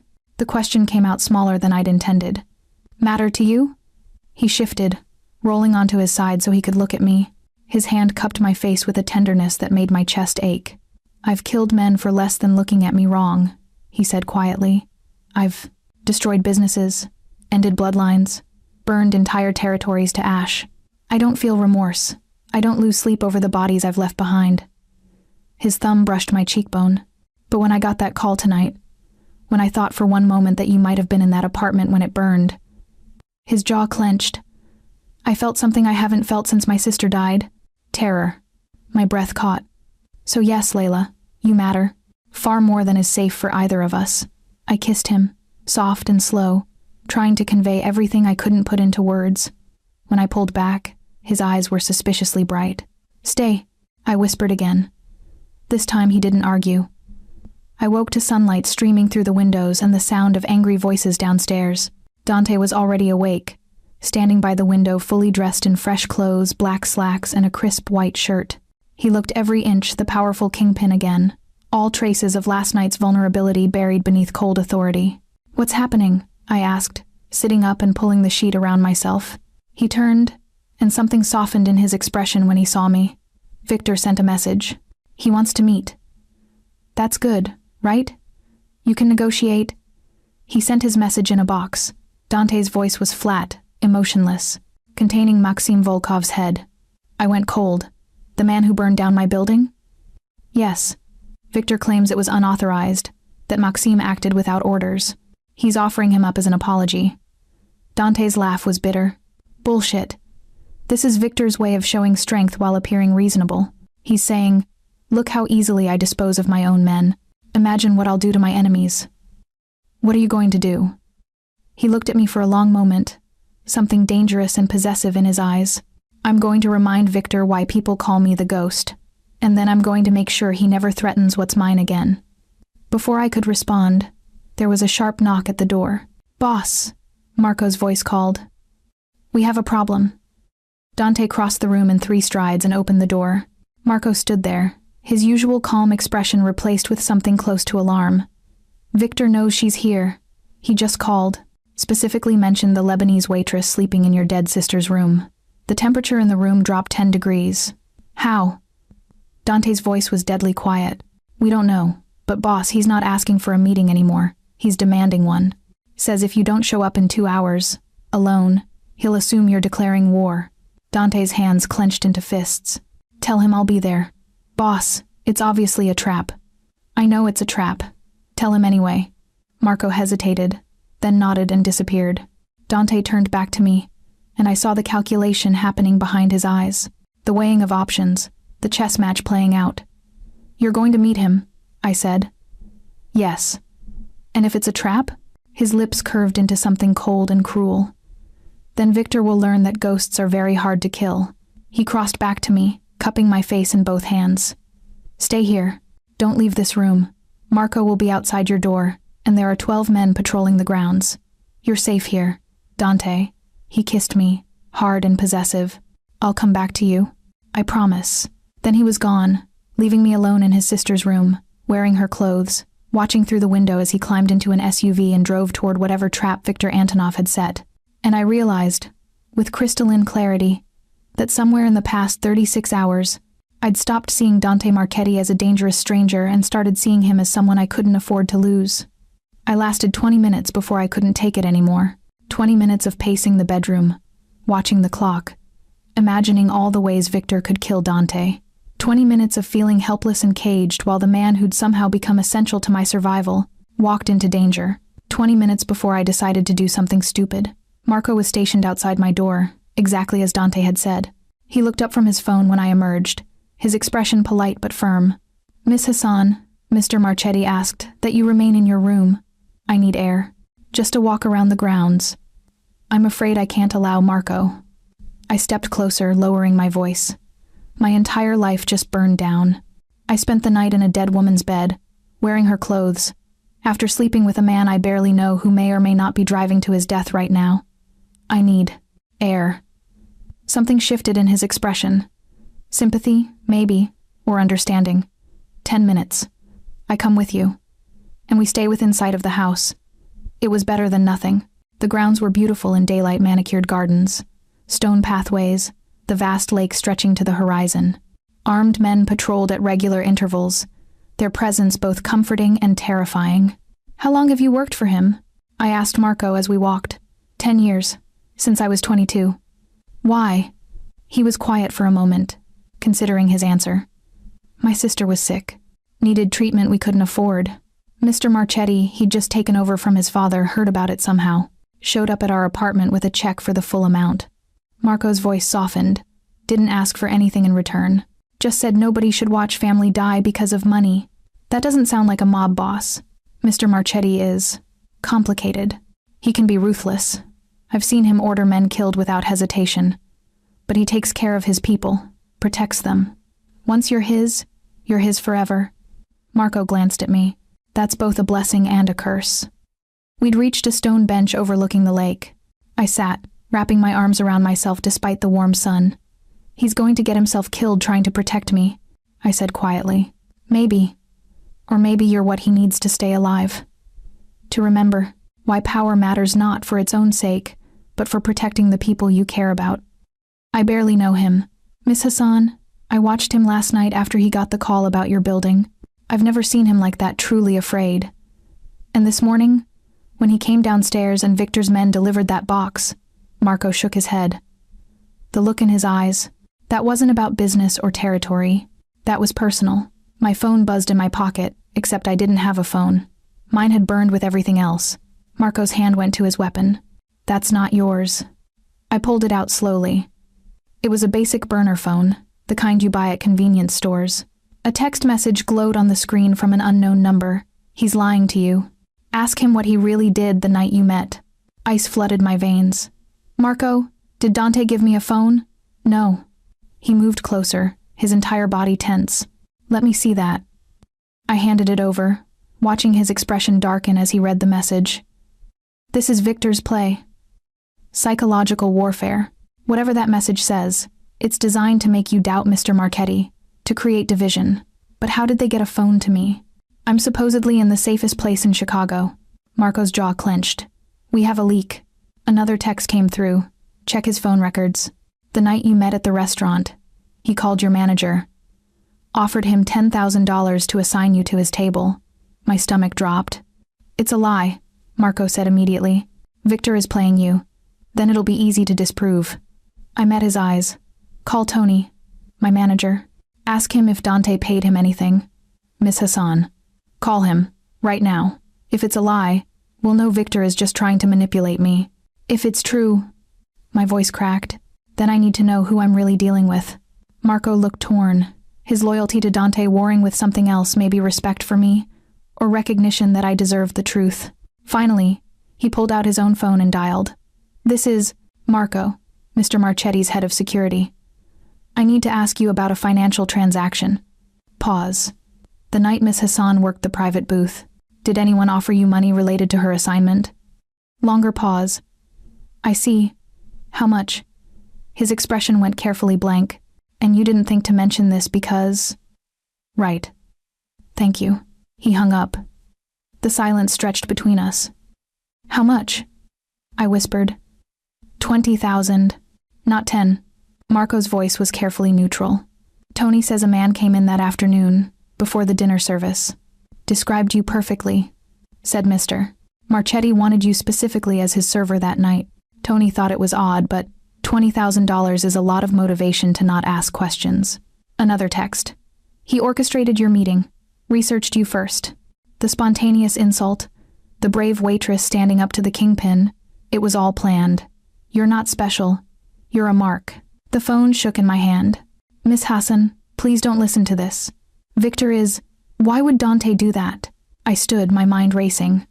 Why go through that elaborate setup? Why not just approach me normally? I don't know, Marco admitted. But there has to be an explanation. Does there? I laughed bitterly. Or is the explanation exactly what Victor is saying? That I'm a naive idiot who fell for a con?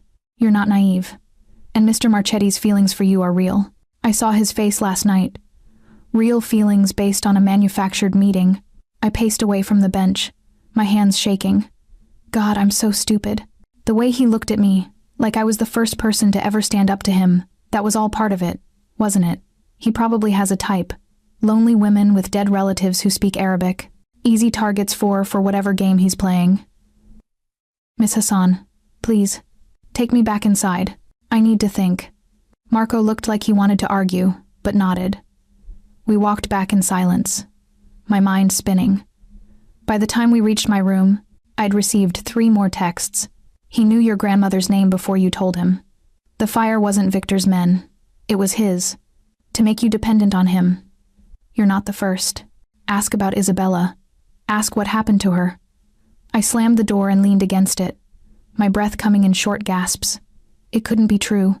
The emotion in Dante's eyes, the way he'd held me, the vulnerability when he talked about his sister that couldn't all be fake.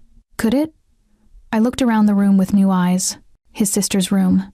A woman who died 5 years ago. How convenient that I was exactly her size, that her clothes fit perfectly. How convenient that this room was ready and waiting. How many other women had slept in this bed, wearing these clothes, believing they were special. Who was Isabella? The door burst open, and Dante strode in, his expression thunderous. He was covered in blood, not his own. I didn't think, but there was so much of it. Are you hurt? He demanded, crossing to me in 3 strides, his hands running over me, checking for injuries. I stepped back. Don't touch me. He froze. Layla, what? Did you pay my manager $20,000 to assign me to your table? His expression went carefully blank. Answer me, Dante. Did you orchestrate our meeting? For a long moment, he said nothing. Then, quietly, yes. The confirmation felt like a physical blow. Why? Because I saw you. He ran a hand through his blood-matted hair. 3 weeks ago, at a coffee shop near campus, you were reading, completely absorbed in your book, and when the barista called your name, you answered in Arabic without thinking. You were... He broke off. You reminded me of someone. Your sister. He went very still. How did you... Victor's been texting me, telling me all about your manipulation, your lies, your plan. I held up the burner phone. How did this get past your security, Dante? How did Victor get a phone to me inside your supposedly impenetrable estate? His expression turned to stone. Show me. I tossed him the phone. He scrolled through the messages, his jaw clenching tighter with each one. Most of this is lies, he said finally, but not all of it. No. He looked at me, and I saw something raw and desperate in his eyes. Not all of it. I did see you before we officially met. I did arrange for you to be my server. I did. He broke off. I did want to meet you, and I knew you'd never agree to a date if I just walked up and introduced myself as Dante Marchetti. So you created a scenario where I'd insult you, where you could pretend to be intrigued by my bravery. Jesus Christ, Dante. Do you understand how fucked up that is? Yes. No defensiveness, just flat acknowledgement. I understand exactly how fucked up it is. But Layla, everything after that, everything we've shared that's been real. How can I possibly know that? How can I trust anything you say when our entire relationship is built on a lie? Because I'm telling you the truth now. His voice rose. Because I could let you believe Victor's version that you're just a mark, that I'm using you for some game. That would be easier, safer. But I won't lie to you anymore. Who's Isabella? The name hit him like a bullet. His face went white. Where did you hear that name? Victor mentioned her. Said I should ask about her. Said I'm not the first. Dante sat heavily on the edge of the bed, his head in his hands. When he looked up, his eyes were haunted. Isabella was my sister's best friend. They grew up together. After my sister died, Isabella, she tried to help me grieve, tried to be there for me. I thought, he broke off. I thought maybe I could care about someone again. Let someone in. We dated for 6 months. What happened? Victor happened. He found out about her, used her as leverage, kidnapped her and demanded I cede territory to get her back. His voice went flat. I got her back, but she'd been tortured, broken. She looked at me like I was a monster for putting her in danger, and she was right. I sent her away with enough money to start over somewhere safe. Haven't seen her in 3 years. The pain in his voice was palpable, real. But was it real enough? So you learned your lesson about bringing innocent women into your world, I said. And yet here I am. Yes. He stood, moving toward me slowly, like approaching a wounded animal. Here you are, and God help me, I couldn't stop myself. When I saw you in that coffee shop, so alive and fierce and completely unaware of your own strength, I wanted that. Wanted you. So yes, I orchestrated our meeting. Yes, I manipulated circumstances to bring you into my orbit. He stopped just out of reach, his eyes locked on mine. But the fire. Layla, that was Victor. Every word he sent you about that was a lie. I would never hurt you to make you dependent on me. I would never. His voice cracked. You matter too much. I don't know what to believe. Then don't believe my words. Believe my actions.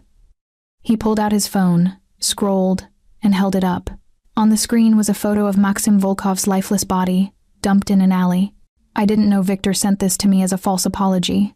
I thought he actually had Maxim killed. So I went to the meeting ready for war, ready to end this threat to you. He swiped to another photo, Viktor Antonov, unmistakably dead, his expensive suit soaked in blood. I killed him. Layla, the head of the Russian syndicate in Chicago. I started a war that will cost me millions to resolve, that will bring federal attention I can't afford, that will destabilize half my operations. His eyes blazed. I did it because he threatened you, because he made you doubt us, because he tried to take you away from me. My breath caught. Dante, so you want to know what's real? This is real. The blood on my hands is real. The war I just started is real. And the fact that I'd do it all again in a heartbeat if it meant keeping you safe, that's real too. He reached out slowly, giving me time to pull away, and cupped my face in his blood-stained hands. I'm not a good man, Layla. I've done terrible things. I'll do terrible things again. But what I feel for you, that's the most honest thing in my life. Tears burned behind my eyes. I don't know if I can trust you. Then let me earn it back. His thumbs brushed away tears I hadn't realized were falling. Stay with me. Let me prove that you're not a mark or a game or a replacement for my sister. Let me show you that what we have is real. I wanted to believe him. God, I wanted to believe him so badly it physically hurt. But trust, once broken, doesn't heal cleanly. I need time, I whispered. I need space to think without you standing here looking at me like that. His expression cracked with pain, but he nodded. Okay, I'll give you space. But Layla, he pressed his forehead to mine. Please don't run. Please don't leave. Let me protect you while you figure out if you can forgive me. Why should I stay? Because despite everything, the lies, the manipulation, the blood, you're safer with me than anywhere else in this city. Because Victor's men will be looking for revenge, and you're connected to me now whether we're together or not. His voice dropped. And because I think you feel this thing between us too. This pull that defies logic and safety and common sense. He was right. Damn him, he was right. I'll stay, I said. For now. But we're not. This isn't. I know. He kissed my forehead gently. Take all the time you need. He left, closing the door softly behind him. I stood in the middle of the room, surrounded by a dead woman's things, wearing her clothes, sleeping in her bed, and wondered which version of Dante Marchetti was real. The cold kingpin who orchestrated our meeting, or the broken man who just killed for me? And which version was more dangerous to my heart? 3 days passed in a strange limbo. I stayed in the room, my prison, my sanctuary. I couldn't decide which. Meals appeared outside my door at regular intervals, delivered by quiet staff who never tried to engage me in conversation. Marco checked on me twice a day, his expression carefully neutral, asking if I needed anything. I always said no. The burner phone stayed on the nightstand, silent now. No more texts from Victor because Victor was dead, killed by the man whose blood-stained hands had cupped my face so tenderly. I should have been horrified. Dante had killed someone. Multiple someones, probably, given the scope of his operation. He was everything my grandmother had taught me to avoid: violent, dangerous, morally compromised. But when I closed my eyes, I didn't see a monster. I saw the way he'd looked at me when he talked about his sister, the vulnerability when he'd confessed to orchestrating our meeting, the raw desperation when I'd asked for space. On the 4th day, I left the room. The house felt different now that I was exploring it voluntarily, rather than being led through it. I wandered through hallways lined with family portraits, generations of Marchetti men, all with the same sharp features and cold eyes. There was a photo of a young Dante with his arm around a girl who must have been his sister, both of them smiling at something outside the frame. He looked so young in the photo, so unburdened. I found the library on the 2nd floor, a massive room with leather furniture and floor-to-ceiling shelves. A fire crackled in the fireplace despite the warm weather outside. Dante stood by the windows, hands in his pockets, staring out at the lake. He didn't turn when I entered, but his shoulders tensed, telling me he knew I was there. I thought you were giving me space, I said. I am. This is my house. I'm bound to be somewhere in it. His voice was carefully neutral. You're welcome to use the library. I can leave if... Don't. I moved closer, studying his profile. He looked exhausted, dark circles under his eyes, jaw shadowed with several days' stubble. Have you slept? Not much. Because of Victor? Because of you. The raw honesty in his voice made my breath catch. He finally turned to look at me, and I saw the cost of the past few days written in every line of his face. I keep replaying that conversation in my head, wondering if there's something I could have said differently. Some way to make you understand. He broke off. But there isn't. Is there? Because what I did was wrong, and no amount of explanation changes that. I crossed to the window, standing beside him but not touching. Below, I could see Marco and other men patrolling, their presence a constant reminder of the danger lurking beyond these walls. Why me? I asked quietly. Out of everyone in Chicago, why did I catch your attention? He was quiet for a long moment, considering his answer. Do you believe in ghosts, Layla? The non sequitur confused me. What? After my sister died, this house felt haunted. Not literally, I don't believe in that. But everywhere I looked, I saw her. Her favorite chair, the piano she used to play, the gardens where she'd spend hours reading. He gestured to the grounds. I was drowning in her absence, and nothing helped. Not work, not violence, not anything. And then you saw me, and then I saw you. In that coffee shop, reading like the entire world had disappeared. You looked so peaceful, so content in your own company. He turned to face me fully, and when you answered in Arabic, without thinking for just a moment, I heard my sister's voice, the way she used to switch languages mid-sentence, not even realizing she was doing it. My heart ached. I'm not her. I know. His hand lifted like he wanted to touch me, then dropped. That's what I realized almost immediately. You're not her. You're fiercer, more defiant. Where she was gentle, you're sharp. Where she was trusting, you question everything. A ghost of a smile. When you called me a coward, I knew then you were nothing like her. You were something entirely your own, but you still manipulated our meeting. Yes, because I'm a selfish bastard who wanted to know you, and I knew you'd never agree to it if you knew who I really was. He took a step closer. I told myself I just wanted to meet you once. Have one conversation with someone who reminded me what it felt like to be human. But then you stood there shaking and defiant and brave, and he broke off. I wanted more. This isn't a romance novel, Dante. You can't just orchestrate a meet-cute and expect me to fall at your feet because you're charming and dangerous. I know. His voice was rough. I know I'm asking for something I don't deserve. Forgiveness, trust, a chance to prove I can be better than my worst impulses. His eyes locked on mine. But I'm asking anyway, because the alternative, letting you walk away, never seeing you again, I can't survive that. You barely know me. I know you're brave enough to call a mob boss a coward.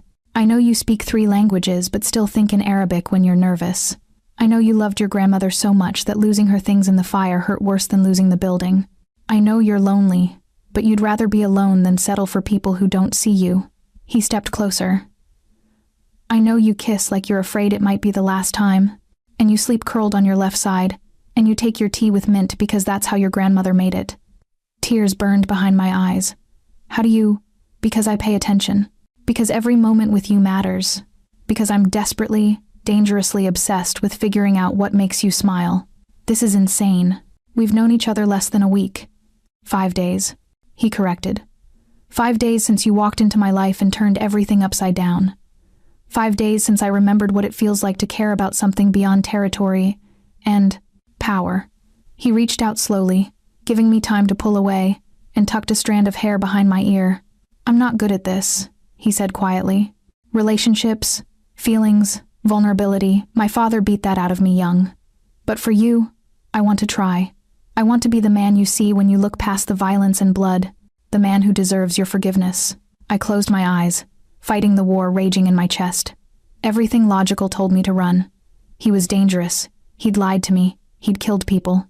But my heart, stupid, reckless organ wanted to stay. I can't promise I'll stay forever, I whispered. I can't promise I'll forgive everything. But, his voice was barely audible. But I can promise to try, to give you a chance to prove you're not just manipulating me again. The relief that flooded his expression was almost painful to witness. He pulled me against him, his arms wrapping around me like he was afraid I might disappear. Thank you, he breathed into my hair. Thank you. I swear, Layla, I'll spend every day earning your trust back. Every day proving this is real. I let myself lean into him, let myself feel safe for just a moment. But even as I did, a small voice in the back of my mind whispered warnings. Because trust was fragile, and Dante Marchetti was a man who dealt in violence and lies. And no matter how much I wanted to believe in the gentleness of his touch, the reality of his world was waiting just outside these walls. A reality that was about to crash down on us harder than either of us expected. The explosion happened at dawn. I woke to the sound of shattering glass and Dante's arms around me, pulling me from the bed and onto the floor in one fluid motion. His body covered mine as debris rained down from the ceiling. "Stay down," he commanded, his voice sharp with command. Outside, gunfire erupted, rapid bursts of automatic weapons, the deeper boom of shotguns. Men shouted in Russian and Italian. "What's happening?" I gasped. "Victor's men. They want revenge." He was already moving, pulling me toward the bathroom, the room with no windows. "Stay here. Lock the door. Don't open it for anyone but me or Marco." "Dante." He kissed me hard and fast. "I'll come back. I promise." Then he was gone, and I was alone in the bathroom, listening to the sounds of war unfolding throughout the estate.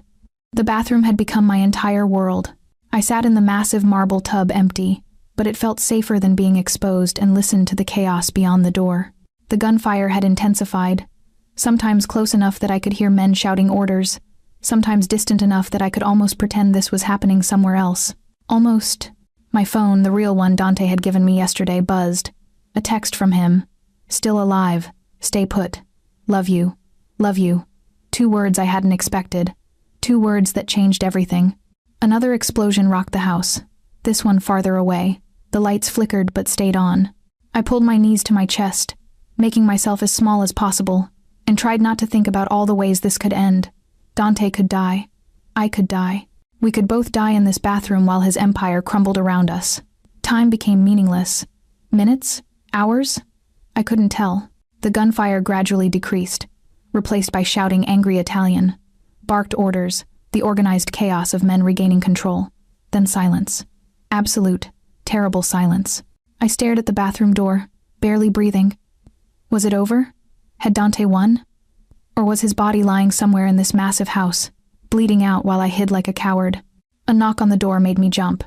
Miss Hassan, it's Marco. It's safe now. I didn't move. Victor's men could have captured Marco, could be using him to lure me out. Miss Hassan, I know you're scared, but it's really me. Mr. Marchetti sent me. Marco's voice cracked slightly. He's asking for you. That crack of emotion convinced me. I climbed out of the Rasnin tub on shaking legs and unlocked the door. Marco stood in the hallway, covered in soot and blood. His left arm hung at an odd angle, broken or dislocated, but his eyes were clear and his gun was holstered. Is he alive? But you need to come. Now. I followed him through the war zone that had been Dante's beautiful estate. Windows blown out, walls pockmarked with bullet holes, blood staining the marble floors. Bodies. I tried not to look too closely at the bodies. We went down to the first floor, then through a door I hadn't noticed before, downstairs into a basement I hadn't known existed. The basement was reinforced concrete, a bunker, I realized. A safe room designed to withstand attacks exactly like this. Dante sat in a chair in the center of the room, surrounded by his remaining men. His shirt was off, and a doctor, a woman with steady hands and a grim expression, was stitching up a long gash across his ribs. His eyes found mine the moment I entered, and relief flooded his face. Layla. I was across the room before I'd made the conscious decision to move, my hands on his face, checking him for injuries. Are you okay? How bad is it? What? I'm fine. He caught my hands, pressing a kiss to my palms despite the doctor's tisk of disapproval at his movement. Just a graze. Looks worse than it is. You were shot. Barely shot. Flesh wound.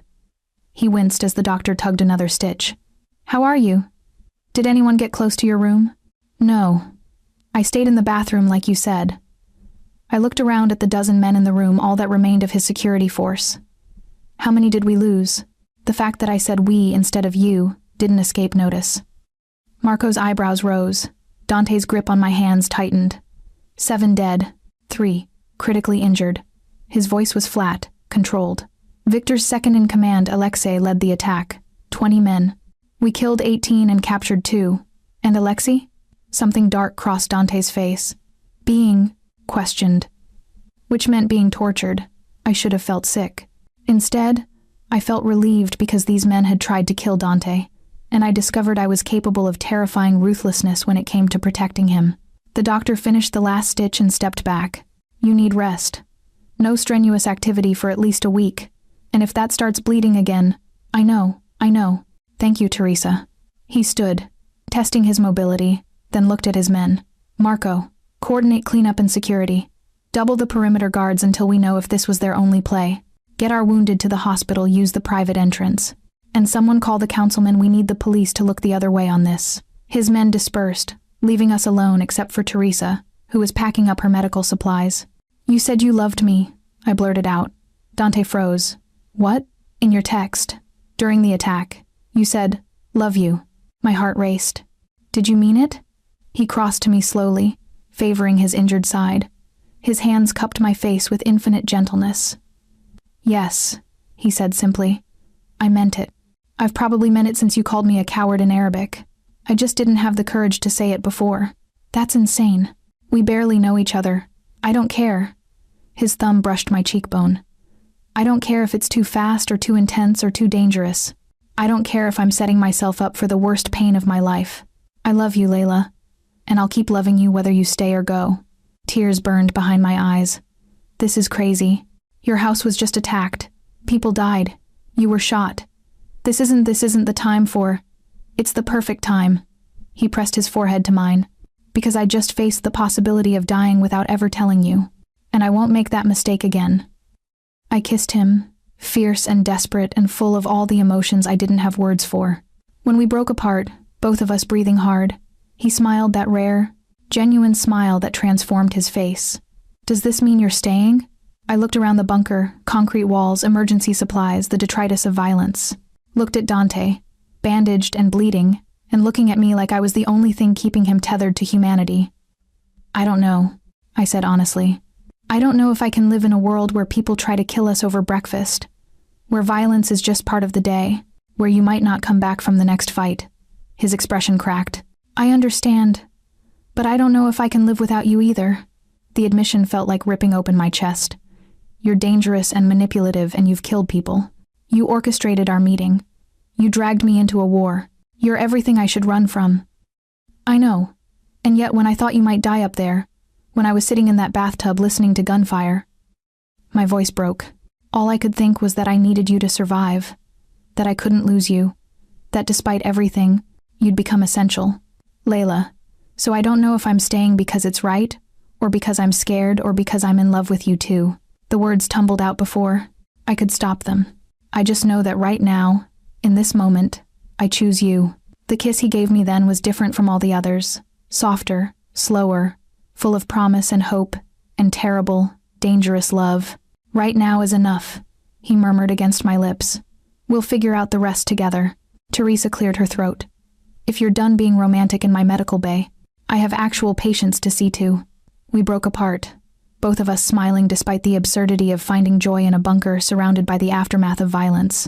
Dante took my hand, lacing our fingers together. "Come on. Let's get out of here."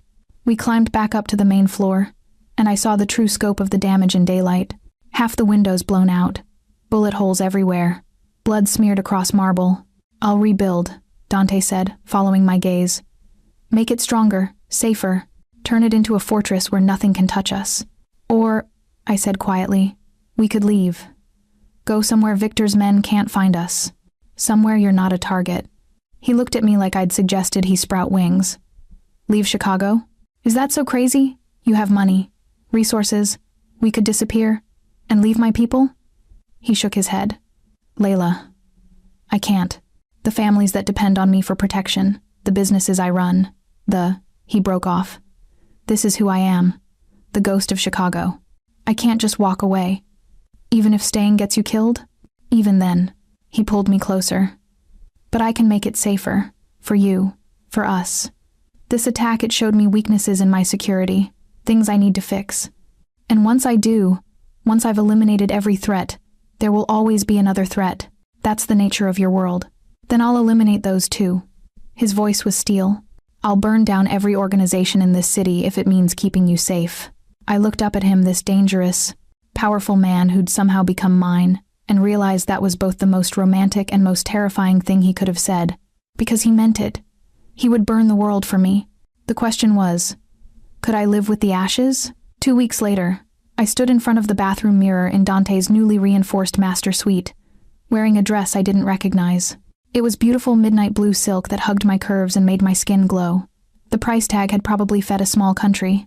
It hung in the closet alongside dozens of other designer pieces, all purchased for me by a man who'd declared war on half of Chicago's criminal underworld to keep me safe. Tonight was the gala, some ridiculous charity event for children's hospitals, attended by politicians and socialites and criminals pretending to be legitimate businessmen. Dante had been invited, commanded to attend, really, by people powerful enough that even he couldn't refuse. And I was going as his date, his public declaration that I mattered, that I was under his protection, that anyone who wanted to hurt him would have to go through me first. "You look beautiful." I turned to find Dante in the doorway, devastating in a black tuxedo that had probably been tailored specifically for his body. His ribs had healed, though I knew he still favored that side slightly. The doctor had been right, it was just a flesh wound. But the scars on his psyche from the attack ran deeper. He'd thrown himself into fortifying the estate with an intensity that bordered on obsession.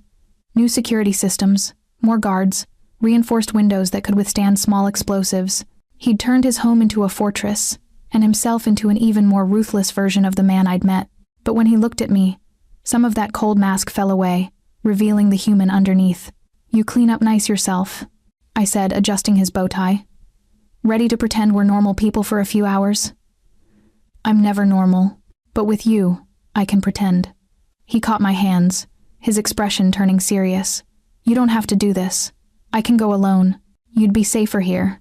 I'm going. I'd made this decision days ago, after watching him reorganize his entire operation to minimize risk to me. We're in this together, remember? Together, he echoed, like the word was a prayer. The drive to the hotel where the gala was held felt surreal. Marco drove, with 2 additional SUVs full of security flanking us. Dante held my hand the entire time, his thumb tracing absent patterns on my skin.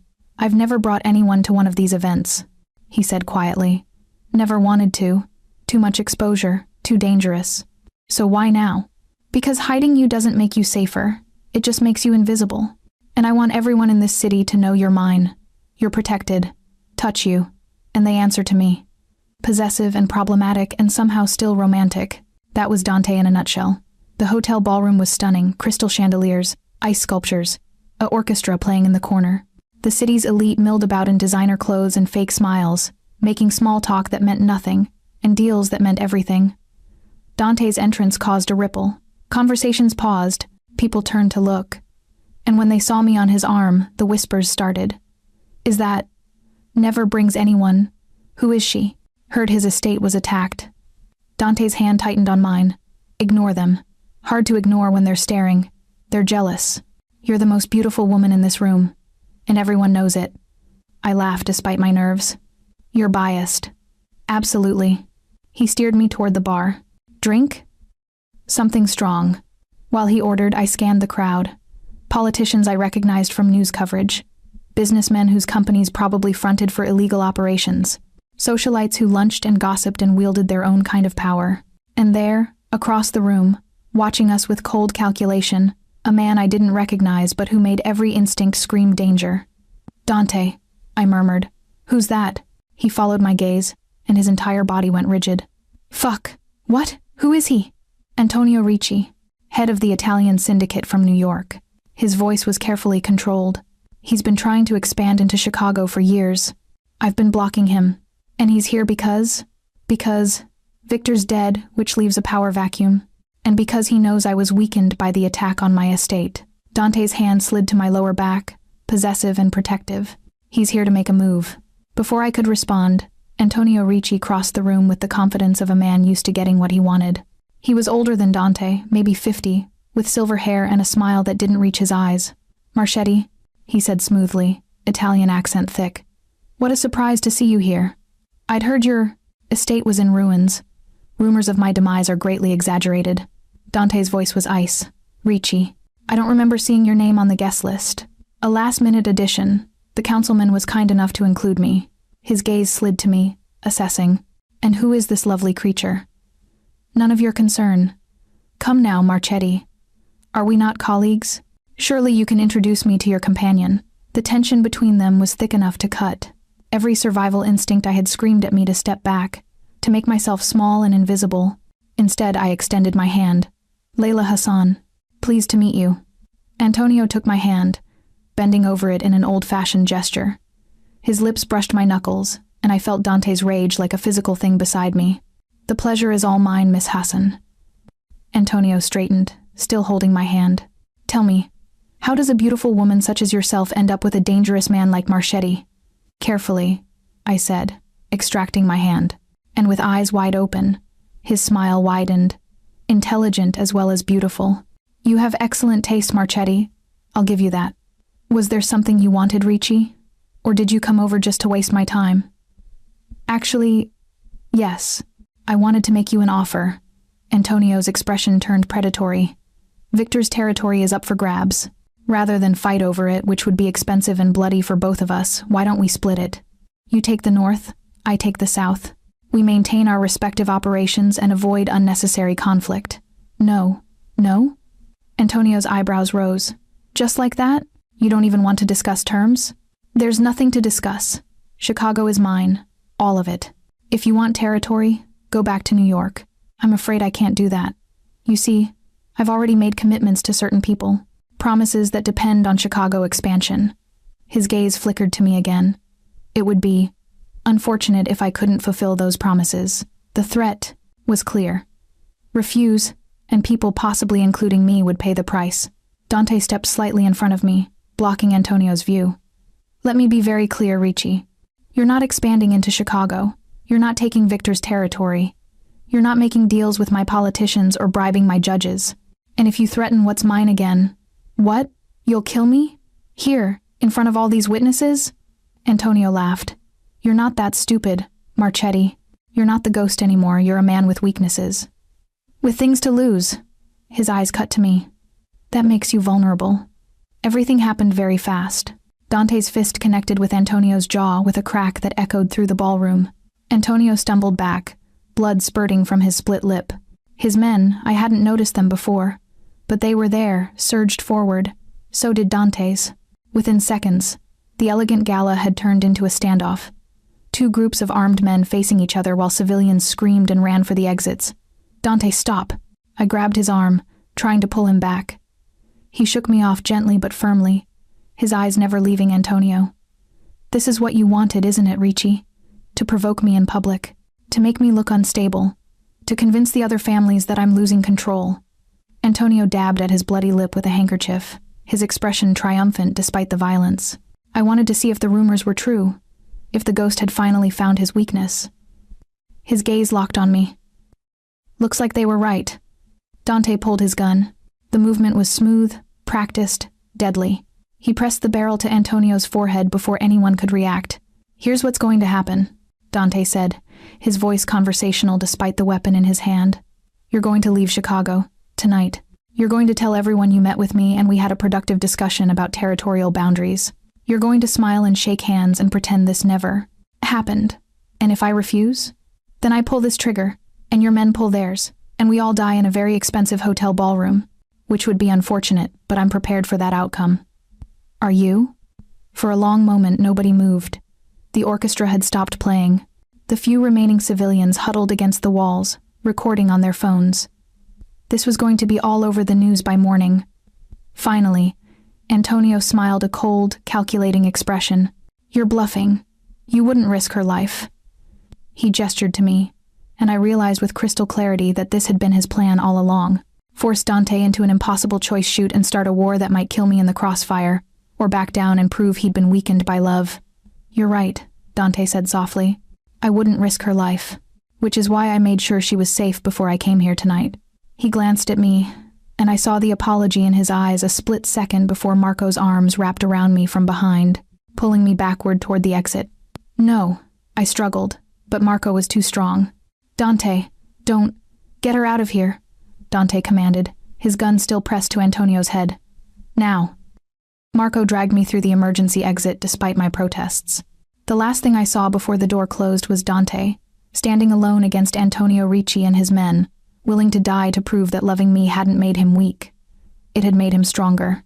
The waiting was the worst part. Marco had driven me back to the estate at speeds that should have been illegal, installed me in the newly reinforced safe room, and then disappeared back into the night, presumably to help Dante, presumably to fight whatever war had erupted at that gala. I sat on the concrete floor of the bunker, my beautiful dress filthy and torn, and waited. Hours passed, or maybe minutes. Time had no meaning in this windowless room. My phone buzzed. A text from an unknown number. Your boyfriend chose poorly. Check the news. With shaking hands, I pulled up a news website. The headline made my blood run cold. Shootout at charity gala. Multiple casualties. Mob boss Dante Marchetti presumed dead. No. No. I clicked the article with numb fingers. A violent confrontation at the St. Regis Hotel's annual charity gala left 7 dead and 12 injured tonight. Sources confirm that Chicago crime boss Dante Marchetti engaged in an armed standoff with New York syndicate head Antonio Ricci. When police arrived, they found multiple bodies but no sign of Marchetti. Authorities are treating this as a homicide investigation. Marchetti is wanted for questioning. The phone fell from my hands. He was dead. Dante was dead. The man I loved. The man who'd killed for me. The man who'd promised to come back. The bunker door opened. I looked up, expecting Marco. Expecting bad news. Expecting my world to end. Instead, Dante walked through the door. He was covered in blood. So much blood, and his tuxedo was ruined. But he was alive. He was here. He was I launched myself at him, not caring about the blood, not caring about anything except the fact that he was real and solid and breathing. "You're alive." I sobbed into his chest. "You're alive," the news said. "Shh." His arms wrapped around me tight and secure. "I'm okay. I'm here." "The news said you were dead," they said. "The news is reporting what I wanted them to report." He pulled back enough to look at me, his hands cupping my face. "I'm sorry. I'm so sorry for scaring you. But it had to look real. Had to convince Antonio and anyone else thinking about challenging me that the ghost really had died." "I don't understand." He led me to one of the chairs, sitting down and pulling me onto his lap like he couldn't bear to stop touching me. "After you left, Antonio made his move. His men drew weapons. Mine drew weapons. It should have been a bloodbath. But I'd planned for this. Had Marco plant explosives throughout the hotel's electrical system. When I gave the signal, the lights went out. In the chaos, my men evacuated everyone, including Antonio's men who'd been bribed to work for me. When the lights came back on, the bodies, I whispered, volunteers from the morgue, already dead, dressed to look like my men and Antonio's, staged to look like we'd all killed each other." His expression was grim. "By the time the police arrived, we were gone. All of us. Antonio's on a plane back to New York right now, convinced I'm dead. The other families think I'm dead. Even the FBI thinks I'm dead. So what happens now?" His hands tightened on my waist. "Now, I disappear. Dante Marchetti dies in that hotel ballroom. And someone else, someone with a different name and a clean slate, lives on. The implications hit me. You're leaving Chicago." "We're leaving Chicago," he corrected. "If you'll come with me." I stared at him, my mind reeling. "You'd give up everything? Your empire, your power, your name?" In a heartbeat. His eyes were fierce. "Layla, these past few weeks with you have shown me something I never understood before. Power is meaningless without someone to share it with. Territory is just dirt. Money is just paper. But you," his voice cracked, "you're everything. Where would we even go? Anywhere you want.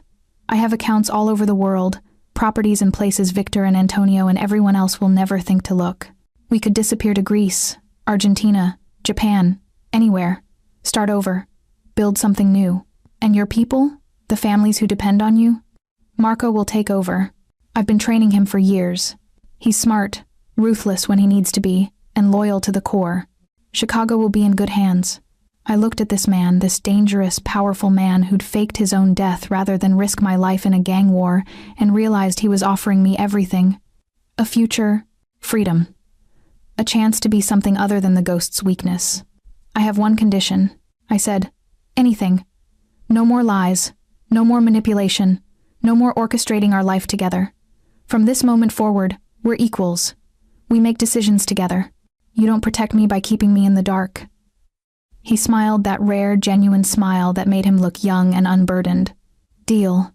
No more lies. No more secrets. Just us, figuring this out together.